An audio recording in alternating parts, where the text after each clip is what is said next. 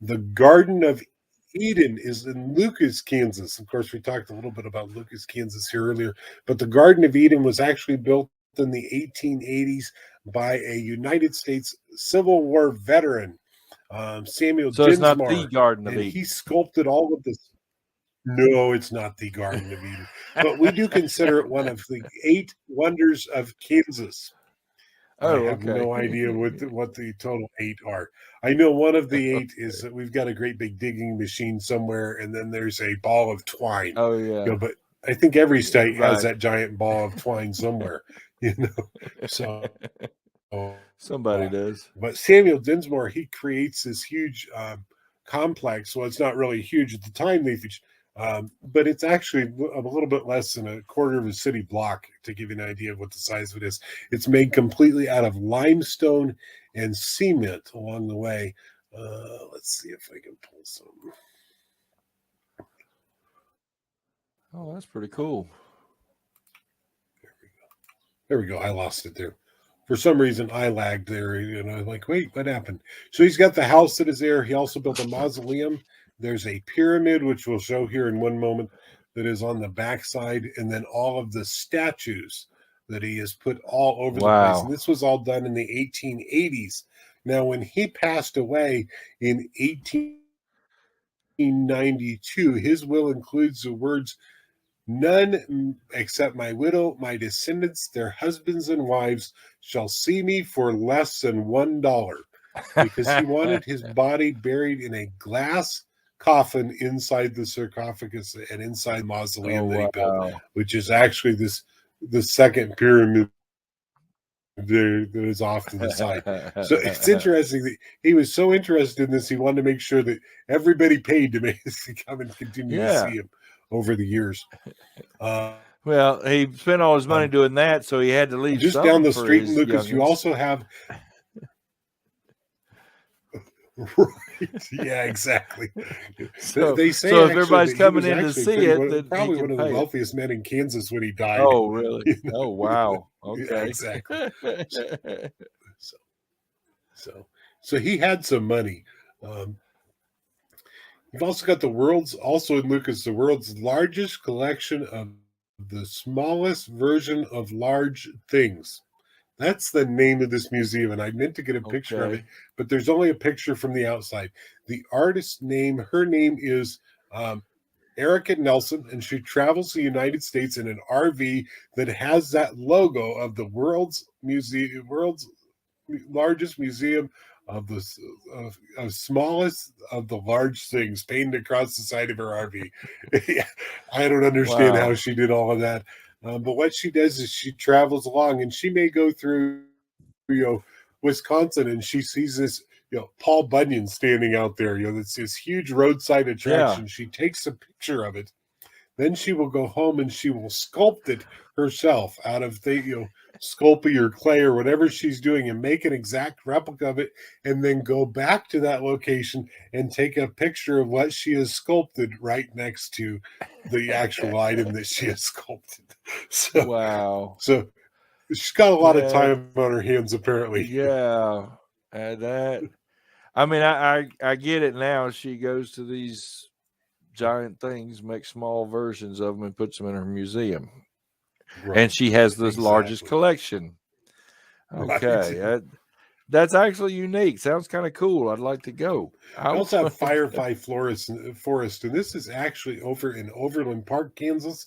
It's somebody's private garden that they now allow the public to see. Wow. And they wanted to imagine a world full of fairies. And so everything here is built by people, but it's intended for fairies. And they have fairy Cool. houses and miniature furniture and paths that go everywhere. Um, Well, we've the talked owner about says that, that in a couple of shows. right, with Elizabeth Parker. And he goes, Yes. the owner says there are no real fairies, but isn't it great to imagine that there are? When just in case. Right.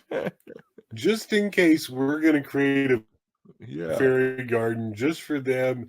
And these are all pictures from that place. It is kind of neat to see all they've done. It's got a water tower going. uh, but yeah, it is neat to see everything that he's done, and it is free just to walk up and see what's going on. But he's done a great job of creating that Wow, particular area just for that's kids to cool. enjoy. Especially little kids are going to have the imagination that goes on. Oh yeah, We'll talk.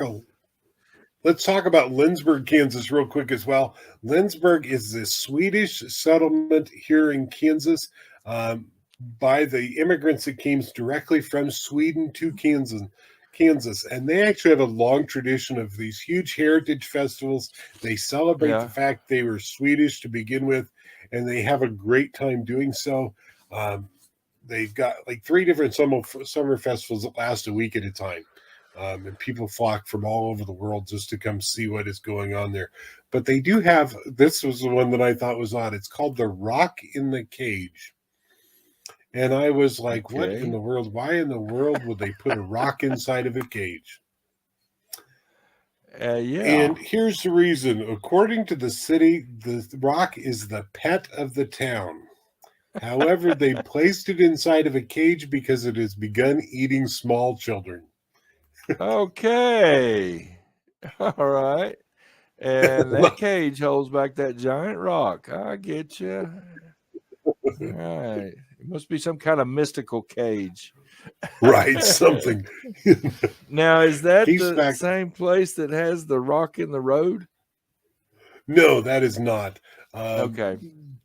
There's actually like three or four places that have got rocks in the road here in Kansas, Yeah. because of the fact that as they were building roads with where the Santa Fe Trail was, those rocks were road markers Yeah. originally for the trails, and they just left them in place, and they would just build the road around Paved around them. it. The one I saw, they said it was a good 3 or 4 feet higher at one time, but the road is built up around it, and it's now only Right. about that far out of the Yeah. road. Yeah. And they showed a picture of somebody had run up on it. Right. I'm sure that happens more often than they like. Exactly. All right. In this next section, you started with something that I wouldn't have considered a cryptid, but I think there's a reason why. Right. Here in Kansas, we have camels, and we've talked about Yeah. this on the show a little bit before. We consider camels a native species of animals here in Kansas. However, they are extremely elusive here in Kansas. In the 1880s, the United States military under the cavalry does this experiment where they try to use camels as a cavalry mount in place of Right. horses during the Indian Wars. And there's a great Disney movie called Humps just about this experiment and how badly it Right. goes. And it was not a great experiment, but one of the I places that walk a they mile dumped, for a camel every day. right,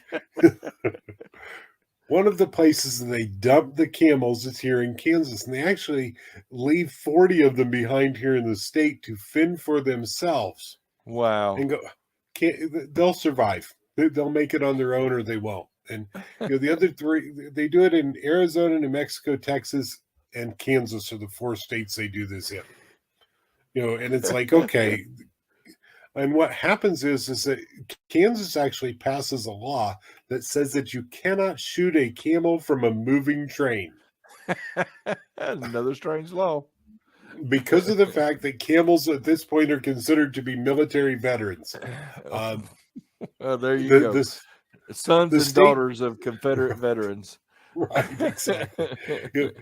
In Kansas, the Kansas Department of Wildlife does keep track of them. We do have 27 camels that are descendants of the original still Wow. alive here in Kansas. They are near the Mushroom Rock area, which is out in northwestern Kansas. Um, and Mushroom Rock, the only way to get there, rock area, is on dirt roads. So Wow. it's really obscure even to get out there. But the camels tend to be hard to find, and they stay as far from any roads as they possibly can. Oh.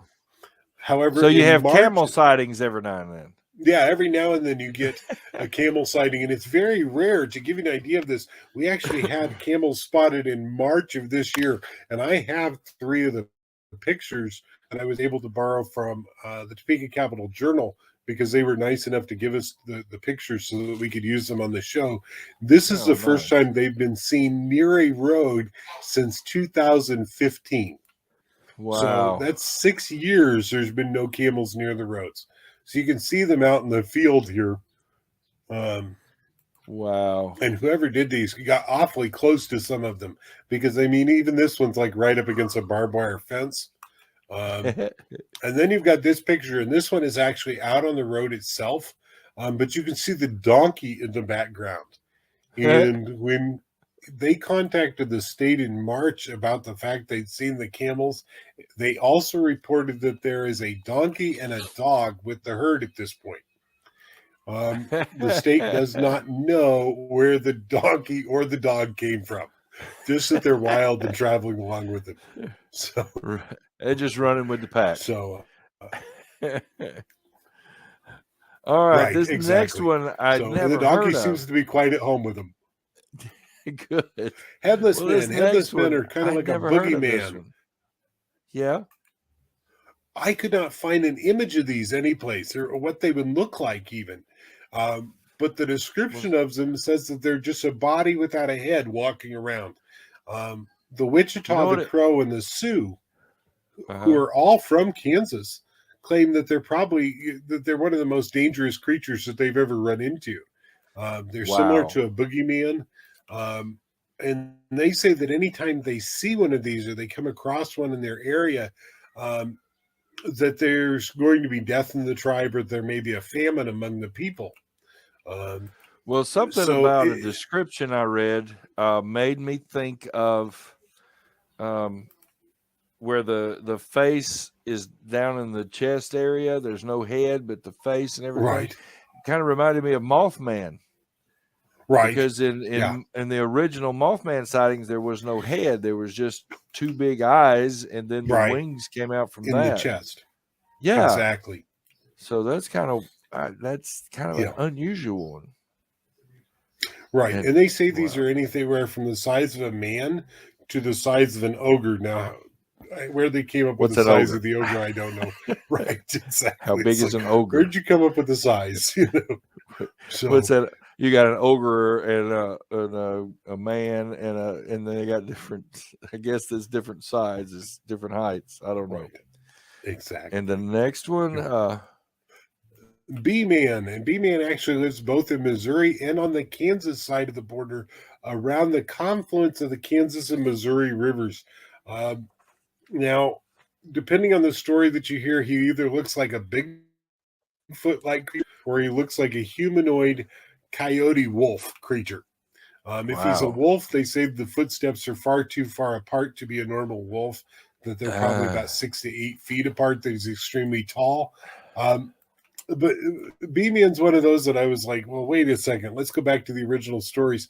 The very first story says that he was seen around 1905 when a gorilla escaped from a circus train near the Kansas City area. How many times has that happened in Kansas? Twice. I looked it up. It's happened in Mississippi once too. Right. And so I looked up the escaped gorilla, and the interesting part about it is the gorillas both escaped the same year here in Kansas from a circus train. In 1905, you have the Kansas City incident that spawns off B-Man, and they call him B-Man because of the fact that was the name of the gorilla. And they'll see a gorilla or what looks to be a gorilla-like creature for the next 30 years around the Kansas City area. But what happens, though, is this very same year here in Topeka, we actually have a circus train that crashed, and they lost a male gorilla that they claimed was a 12-foot tall silverback. I don't know where, if it was really 12 foot tall, because I looked up measurements, and most gorillas don't get to be above about 7 foot at the most when they're standing. So I don't know where they came up with 12. Didn't they also lose a white tiger? They did that year. Lost a two white lions that year. Okay, white lions. Same train. I remember you telling the story about that. Right, same train. And so I looked it up, and I was thinking, well, maybe Beeman was a female, but they don't know. There's no record as to whether Beeman was a female or a male gorilla. You're talking 48 miles downriver from Topeka to Kansas City is not very far at all. They could have smelled each other through the woods. Right. it could be the one from Topeka traveled southwards following the river, trying to find out where to go. Over time, the two would meet up and breed because from that point on, they have sightings every once in a while. The most recent one was Wow. 2017, and he said it looked like a giant gorilla or Bigfoot-like creature. Yeah. But of course, he has no pictures, and I'm like, okay, that's great. Thanks for showing us. Yeah. Nothing there, but it was an interesting encounter. Wow. So I'm like, okay, so is B-Man really a gorilla that is just continuing to live? Because we do know that the primates have survived here in Kansas through the winter, which they're not supposed to in the wild. And so how they've done it, in Topeka, the 1937, we actually have 42 chimpanzees and monkeys that survived for 7 years on the streets of Topeka. Wow. Through the winter months, even through the extreme On cold. the streets So of obviously Topeka. they're able to make it actually happens in 1937. We have a second circus train. It's headed for Pauline, Kansas, which is less than 5 miles from the city, and it turns over on its side, and they lose 42 chimpanzees and monkeys. But they And for survived on the streets of Topeka, not in the they wild. lived on the streets of Topeka. In fact, for years, Wow. people would talk about the city collecting monkeys and chimpanzees from the trees of Topeka, and they would transport them to Gage Park in the middle of Topeka and put them on this little island in the middle of this great big pond that was called Monkey Island.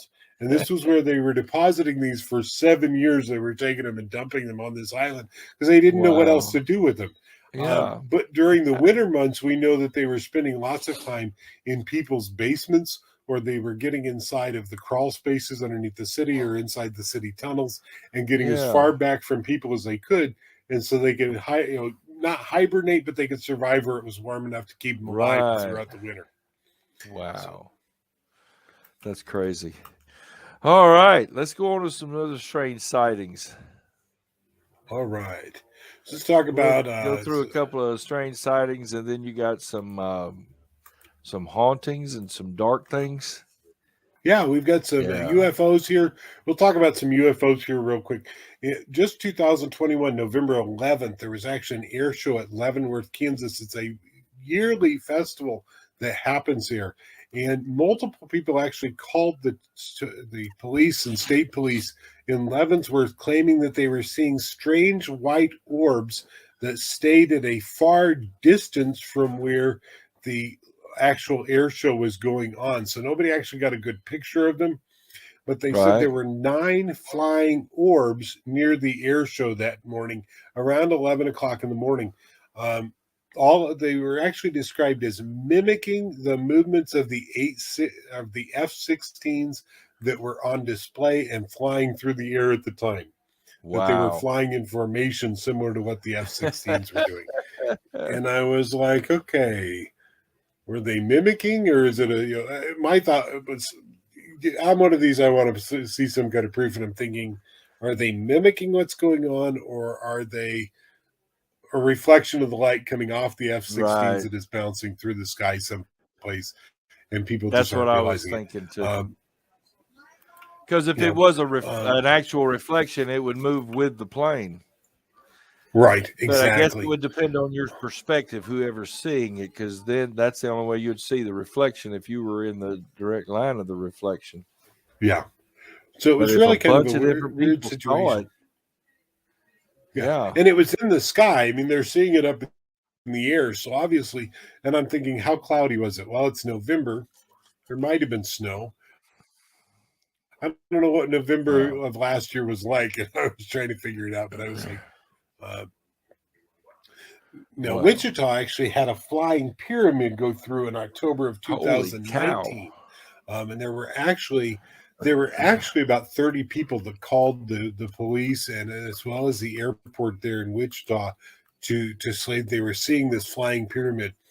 Um, and so from the Wichita Eagle, there was one person that described it as this. He said it was 120 to 140 feet long on two of the sides and about 100 feet long on the third bottommost side. He said that he saw it from a long ways off coming across the sky as little more than a red dot, about 75 or 50 feet above the ground as it came in.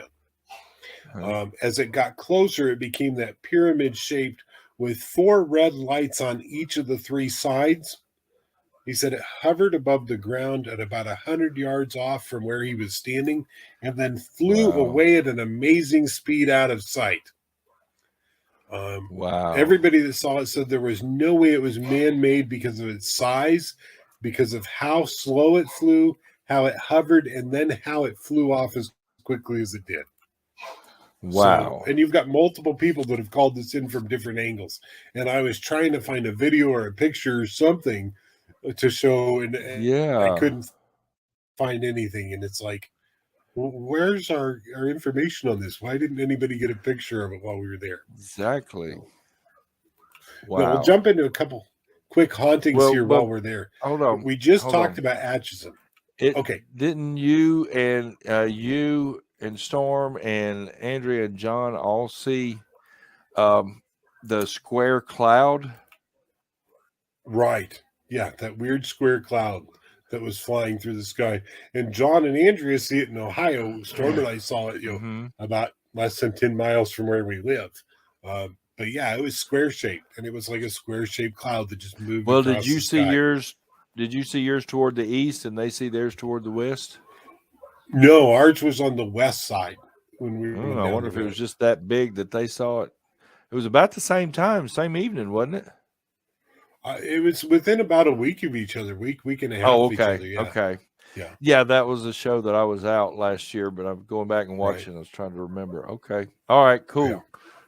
Yeah. And Andrea got a picture of that. We'll have to remind her to get us a copy of that picture of the square cloud because it had a vertically straight line. Right. I mean, that's what Storm and I saw. I mean, it was vertically straight up and down. And I mean, it was almost perfect coming across the bottom, too. I was like, man. Well, I've seen contrails before that look perfectly straight. Right. But I've never seen one go vertical and then, of course, angle off. And that's wild. Yeah. Yeah. But you were driving. Yeah, I remember you saying you were driving and you couldn't pull off the road. Yeah. The road we were on has got ditches that are 4 and 5, 6 feet deep on both sides. Right. Okay. And that just reminded me of that when you mentioned it. So we've got some dark stories here. What you got? Right. Let's start with the Kansas Mental Hospital. It used to be here in the city of Topeka. There are still some buildings remaining. Actually, Stubbs Museum, or excuse me, Stubbs Mansion in Lawrence, Kansas. This is actually a picture of the mansion. It still stands today. Governor Stubbs was actually the governor of Kansas 1872 until 1878. He builds this huge mansion in the city of Topeka, or excuse me, of Lawrence, and he's got this great building going. And he and his wife move in there. They never have any children of their own. However, they do have a young girl that moves in with them. Her name is Catherine. She's about 15 or 16 years old. The story that they told people was that Catherine was a cousin of his. Now, cousin back then usually meant that he was probably having an affair with their 15, 16-year-old girl that was working. He was in his second term of office, and he came home from the city of Topeka, headed for Lawrence. And when he arrives, his wife is sitting in a chair very quietly, not moving. And he asked her where Catherine was, and she never answered him. He searches the entire house and then realizes that Catherine is missing until he opens the closet right next to where his wife is sitting, and Catherine is hanging inside the closet. Oh. She's actually been hung to death and is hanging in the closet. The wife never answers anything about what is going on. So the very first legislation that he passes as in his second term of governor is the establishment of the Kansas State Mental Hospital System. Wow. And he'll actually build that inside the city of Topeka. This is actually the main building that used to stand there. His wife was the very first patient. She never said a word the entire time. Mm. So what happens is, of course, this is a building here just before it was torn down. They tore it down in 2019. It hasn't been that Oh very my many years God. since they tore it down. There are still some buildings still standing at this point. They've all been abandoned. At this point, there's nothing in Wow. them. There is a guy here in Topeka that wants to turn the entire complex into um, homeless shelters for veterans. So you have to be a veteran to actually move into one of these apartments. And it sounds like he's actually gotten permission from the state of Kansas at this Oh, point cool. to do so. So he's going to start renovating those real soon. Now, in 1992, the state of Kansas decided that they were going to close 2 other mental institutions here in the state of Kansas and move those patients to Topeka. And what happens is that they were not doing a very good job of monitoring the people that were coming out of them, or whether or not these people were really mentally ill. And in Right. 1996, one of those patients is taken by one of the nurses to a movie with another group of patients. And he, somehow or another, when they get back, he is not locked back inside of his room like he's supposed to be. He then Uh-oh. hunts this nurse down across the property and kills her Oh on the my God. property, and then divides the body up into a bunch of whole little pieces. It took them about 2 months to figure out who the real person was that killed him, because he was giving, here's a finger to this patient, here's a tooth to this patient, oh, you need a jawbone. I mean, he was Oh giving the no. pieces to other patients to try and pass the blame off on himself. So just about every patient had a piece of the body Oh my at one God. point or another. That's how much he had divided it Oh up. God. Today, people that walk the grounds of the state hospital talk about there's one building in particular, and that's actually the far building that is seen here. You can see that 3rd floor window there. They talk about it feels as if somebody is standing there looking down at them the entire time they're walking along there. Wow. And I get this report all the time from people that are on tours with us. That is actually the very room that patient was kept in. And so he Holy watched from that cow. room all the time. They do also see the nurse, and it's just that residual haunt running through the campus all the time as well, there on the Kansas State Hospital Holy campus cow. there. So She's still trying to get away from him. still trying to get away from him. The Stubbs mansion itself is haunted as well. The students, it is currently being used as a fraternity house for Kansas University. And the students and then the fraternity mother talk about that things move all inside the house all the time, Holy cow. that it's a very disturbing place to be, that Yeah. doors open and close on their own, that they see a ghostly woman that will walk through the halls all the time, which may be Catherine. So it's kind of a unique situation that you've got going on, that the hauntings really start because of this mansion. And as I started doing some more research, one of the things that I found out in 1863, right in the middle of the United States Civil War, we have what we call Quantrill's raid on Lawrence. Right. And he massacres more than, the estimate is 150 to 250 men in the process of 5 hours with the men that are with him. One of the men that rode with him was William Stubbs, who will later become governor of Kansas and build his mansion in the very city that he helped raid in 1863. Oh my God. And nobody knew that he had done it. This was what really bothered me. It's like, wait a second. So I went back and I traced his genealogy as well as the genealogy that I could find. And I'm like, this is the same guy. The same How guy. much gall do you have to have killed people in this city and then build your mansion there? And nobody recognized him, obviously. 20 years had passed, but it's like, this is crazy. Holy cow. Wow. He would write later in his diaries that he felt that the events that took place in Lawrence in 1863 cursed him for the rest of his life. Well, The murder of Catherine, his wife spending the rest of her life in a mental institution, all date back to that incident in 1863. So, my. Yeah, makes sense to me. All right, you're going to close it out. Exactly. You're going to close it out with something the that darker most people side probably of the have Wizard never of heard. Oz. Yeah, well, it's pretty dark. if you stop and think about it. But you're going to take us down a darker road. We are. We're going to actually talk about the Wizard of Oz from the real angle of the Wizard of Oz. Now, here in Kansas, okay, and I'm not going to insult you, but you posted at one point, and I have always remembered this. If you're ever in Kansas visiting Toto, the dog, not the band, go to Ravenwood Tours. You remember this post? Yep. In Kansas, we have heard every Wizard of Oz pun there is. You're sure. not in Kansas anymore. How's Dorothy? Have you petted Toto recently? Right. What about the Scarecrow? Do you really have yellow bricks? We hear all of those things. Well, I was thinking that could actually be bands either way. Go see Toto the dog, not the band. Right. Go visit Kansas, not the band. Right. Which Kansas was one of my favorite bands. So, based out of Topeka, Kansas. They graduated from Topeka High. So so you've got Carrie lots of things that are going on here. Steve Walsh. I mean, I love those guys, but go ahead. Exactly. I'm sorry. No, that's quite all right. In fact, they were just here last, I want to say August. They did a street concert, like right in the middle of downtown Topeka, because that's where all they're from. And I mean, they drew in like a crowd of like 50,000 people. I mean, you couldn't even get anywhere near that stage. But I mean, was it the original lineup? Most of the original members of the band.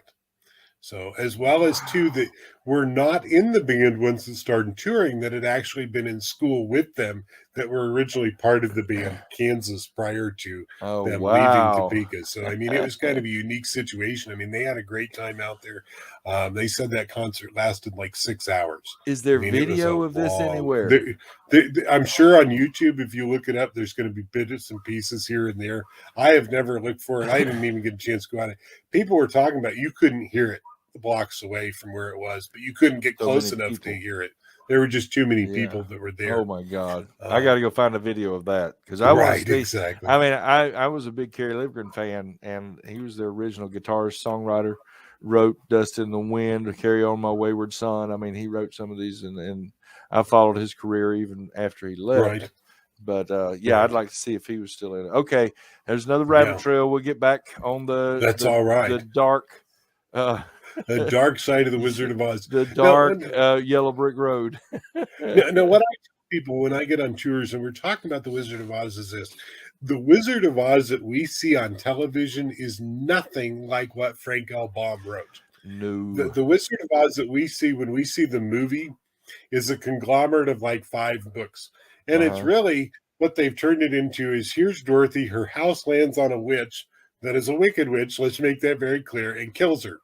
She gets a pair of magic shoes, at which point it starts a war between the witch, his sister, and Dorothy over a pair of shoes. That's what the entire movie is about, is 2 women fighting over a single pair of ruby red slippers. Okay. And it lasts the entire movie. But you have to remember the movie itself is not as easily looked at as what it was because of the fact that there's a lot of dark things that most people miss. You've got the witch trying to kill the group. We ignore that. There is still a scene in the movie where there is somebody hanging from one of the trees because they can never get, for some reason, they just can't end it out. Now, how they continue to miss that half a second that it's there and not get the body hanging by a rope from a tree, I still have not figured out how they're not getting that one. It's got some dark history in the fact that where is Dorothy from? Here in Kansas, we forced a change that happens. Frank L. Baum, when he writes a book in 1922, puts Dorothy from Topeka, Kansas.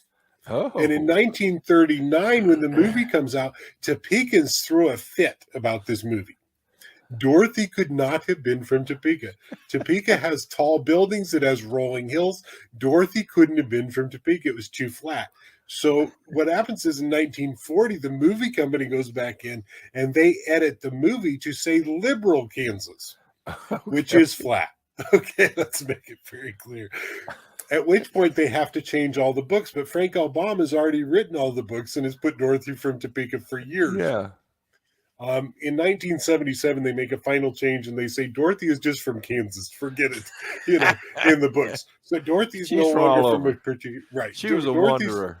Right. Dorothy's just from Kansas. Get used to it. We have 5 Wizard of Oz museums in Kansas. Okay. And they're based all over the place. We have a set of the original ruby slippers from the movie. I mean, there's Wow. lots going on.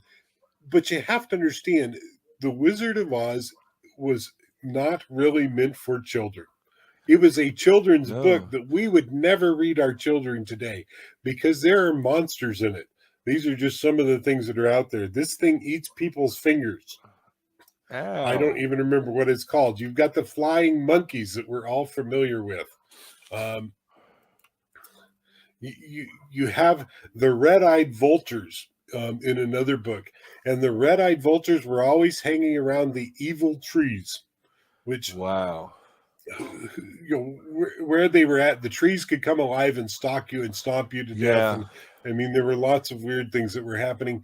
You have the skeletal golems that were walking around through the Wizard of Oz. Wow.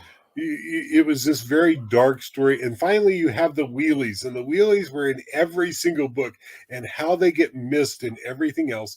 They were a dog, wolf-like humanoid creature that had wheels for feet and hands and rolled through on all fours and would just lay mayhem and kill everything along the way. So there's a Wow. lot happening that we don't see in the Wizard of Oz movie that Yeah. was so much darker. But one thing that most people miss is that when Dorothy and her friends get to the wizard says, "In order for me to help you, I need you to get me the broom of the Wicked Witch." Well, how are they going to do that? They've already faced the witch 3 times and she's beaten them every time. And most people miss it. The Tin Man goes, we're going to have to kill her, right? So you've got premeditated murder thrown into the entire mix. And most people miss that entirely. We're going to have to kill her, right? But they're all for it. Let's go. Yeah. Instead, Dorothy gets kidnapped along the way. They throw a bucket of water, which is not what happens in the book. They actually set her on fire by Right. using the Tin Man as a projectile to hit her. so the Wizard of Oz is a very dark story. Here in Kansas, lots of Kansans get into this story because I'll get people that'll tell me about creatures I have never heard of before. And it's like, wait, what? Let's go back over this one. So Wow. Oh my. And then it gave birth to the original Karen, right. the ant. Right, exactly. So I've seen a lot of Karen memes right. online with that picture of her aunt riding the bicycle, talking about Karen. Yeah, exactly. So Yeah, there's just a lot there. Yeah, I mean, we think the Wizard of Oz, and we think happy and Yellow Brick Road and the Munchkins and everything's happy and hunky and dory, but it was not. No. Frank L. Baum must have been on some good stuff He or some created a bad creature. stuff. The one that still amazes me is the Glub. It's Glubb, and it was written by a goblin that would eat the Munchkins as it rode along as a huge slug-like creature. And I was thinking, man, what was he thinking as he was creating all these things? I mean, it sounds like an acid trip almost. Right. I mean, they say that about Lewis Carroll. Lewis Carroll, yeah. So maybe Baum as well. So yes. Well, Tim, you've taken us down a strange yellow brick road. Kansas is one of the strange states. And that's one thing unique I've found as we go into this, like with each state. I mean, everybody knew Ohio. Everybody's like, yeah, Ohio's strange, Right. And then we get to Georgia and we're like, whoa, some of the crazy stuff there. We're like, wait a minute. Right. And then Mississippi, we're like, wow, I mean, that whole story of the Singing River and the mermaids and, drawing people down. Oh, God, there was just some weird stuff there. Yeah, and exactly. I grew up there and I didn't hear a lot of that. But right. And that's why I'm looking forward to Alabama. I've started my research, got a book on Sasquatch sightings in Alabama. And but Illinois is actually our next one, I believe. I think so. Sounds right. I think we're going to go, because of our technical difficulties, we're going to go right into the next strange states on our next show. So Right. we're going to call it on this one. Kansas is definitely strange. And if you didn't believe it before, you believe it now. And get stranger all the time. That's right. And we've had some technical difficulties on this show, but I'm going to have to go back and rewatch it to make sure that it wasn't all the way through. Right. I mean, because I think, Tim, you were able to keep going when my service you just glitched froze, out. and I was like, "Well, I'll just keep going. We'll just keep going." Yeah, that's fine. That's the good thing about us doing it together, because you're connected Right. there and I'm connected here, and if one of us goes out, the other one can keep going. Because we're both actually have sign-ons. Anybody else, the ETs and stuff like that, they just come in to be on the show. They're not in behind the scenes stuff. But exactly. Anyway, all watchers, we appreciate you being here, and be looking forward to our next night treks. I don't know what that one's going to be as yet, and by the time this show comes out, we may have it on schedule, but right now I'm not sure what it is.